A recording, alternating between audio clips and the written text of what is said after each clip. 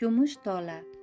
O'zbek yozuvchisi Asqat Muxtor qalamiga mansub bo'lib, uning barcha asarlarida inson va uning qadr-qimmati yuksak darajada ulug'langan. Mustaqillikdan so'ng ilk bora nashr etilayotgan mazkur Kumush tola qissasida ham yozuvchi azaliy an'anasidan chekinmagan.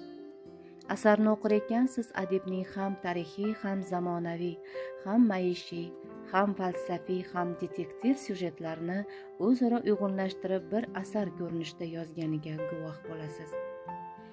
Asar asosiy voqealari el xizmatida kamarbasta fidoyi inson, xalqining g'am anduhini o'zining barcha rohat farog'atlaridan ustun qo'ygan pillachi Tojixon aya siymosini satrlar orqali ko'z oldingizga keltirar ekansiz, mushfiqa ayolning umr poyonida anglab yetgan haqiqati sizni ham qattiq o'yga toldiradi.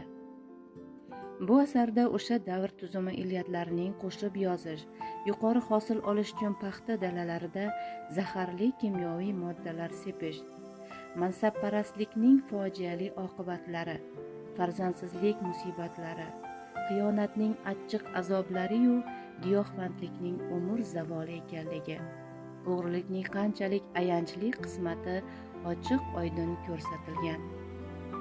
Shuningdek, muallif asarda xalq maqollaridan mohirona foydalangan holda tilimizning beqiyos boyligini ko'rsatgan.